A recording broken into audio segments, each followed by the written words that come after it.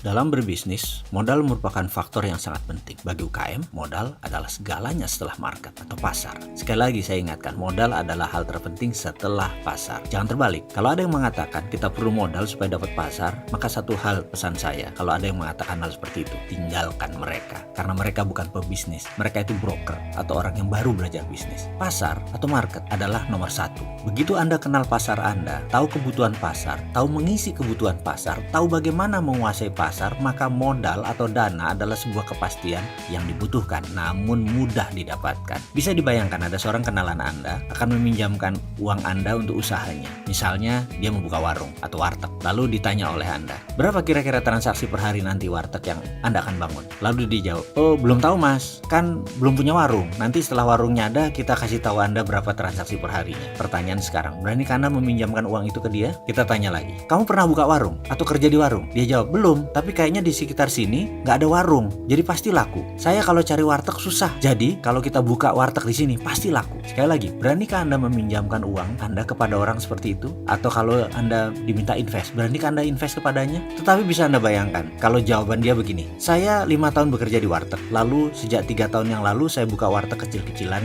dengan paman saya di daerah Pamulang. Sudah jalan bagus, lalu saya sekarang ingin buka sendiri. Kebetulan ada lokasi bagus di sekitar Blok M. Karena di sana nggak ada warteg, ada tempat murah lagi kebetulan, dekat terminal lagi. Jadi saya mau ambil. Kebetulan juga supir angkot langganan kami yang di Pamulang itu kan bolak-balik Blok M Pamulang. Dia cari warteg di Blok M susah. Jadi karena itu saya mau buka di sana. Kebetulan saya punya modal separuh lagi saya perlu modal. Dengan penuturan seperti itu, akankah Anda invest kepada investasinya? Jawabannya pasti iya. Bahkan secara psikologi kejiwaan Anda siap rugi bergabung bisnis dengan dia. Kenapa? Karena dia sudah mengerjakan homeworknya, sehingga kepercayaan Anda atau trust Anda naik. Jadi walaupun rugi, Anda siap bersama dia. Baik, kita lanjutkan. Saya ingin memberi pelajaran tentang arti psikologi dalam berbisnis dalam video kali ini. Dalam aplikasi psikologi yang diterapkan dalam bisnis, banyak faktor yang akan kita bahas. Ada perilaku pasar, ada sifat pembeli, ada perilaku individual dalam organisasi, ada budaya perusahaan, ada social value atau nilai sosial, dan banyak ragam lain. Kita beri ilustrasi sederhana. Kita bayangkan dalam benak kita sekarang, Anda berada di daerah muslim. Sebuah toko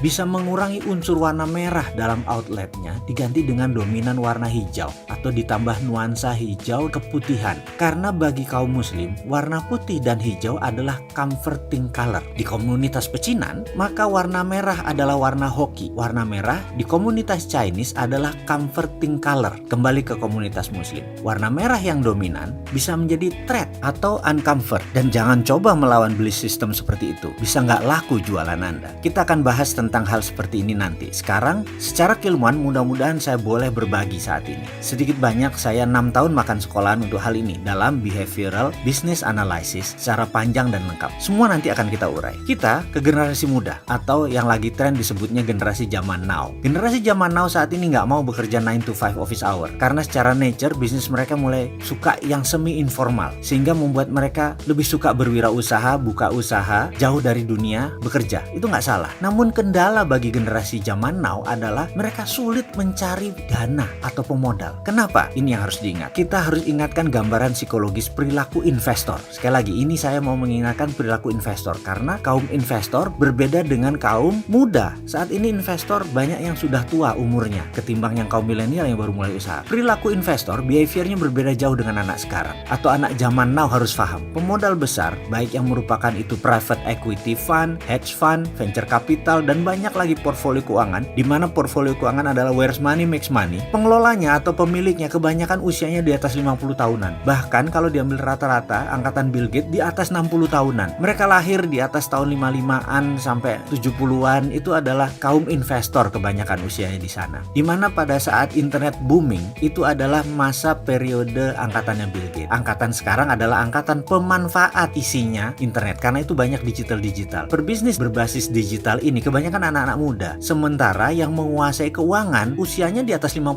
tahun. Para investor semua di atas 55 tahun. Sementara sekali lagi, ciri mereka bukan gadget minded. Sementara anak muda sekarang gadget minded. Sekali lagi, ini harus diperhatikan perbedaannya. Mereka masih merupakan manusia yang membutuhkan presentasi fisik, kehadiran fisik. Mereka masih memerlukan berhadapan dengan Anda. Mereka masih melihat bagaimana Anda di meja makan, bagaimana cara Anda berbicara dengan santai, apa topik pembicaraan Anda. Dari sana dia bisa melihat isi isi kepala Anda. Mereka masih memerlukan melihat langsung vibrasi Anda, getaran Anda. Mereka ingin melihat body language Anda. Mereka masih ingin bertatap langsung ekspresi wajah Anda. Mereka tidak pedulikan dengan presentasi yang mengkilat, yang keren. Mereka masih ingin melihat sepatu apa yang Anda pakai, jas apa yang Anda pakai, kepercayaan diri seperti apa yang Anda ingin munculkan. Itu masih penting buat generasi baby boomer. Sekali lagi, angkatan mereka, investor senior tersebut masih membutuhkan direct contact dengan Anda. Psikologi kejiwaan Anda, kematangan emosi Anda, kedalaman filosofi Anda, tentunya fire api di dalam Anda itu penting. Mereka ingin merasakan langsung. Disinilah kegagalan terbesar para pebisnis startup dalam mencari dana investasi. Disinilah kegagalan terbesar kaum milenial di dalam mencari dana untuk investasi. Kegagalan Anda para startup anak muda dalam meyakinkan investor, terutama gagal menunjukkan how bad you want to be sukses. Seberapa marah Anda, seberapa ingin Anda untuk sukses. Jadi sekali lagi, persiapkan diri Anda untuk terlihat sukses, terlihat lapar, dan stay humble di depan investor zaman old tadi. Ingat loh, mereka masih pegang uang yang terbanyak.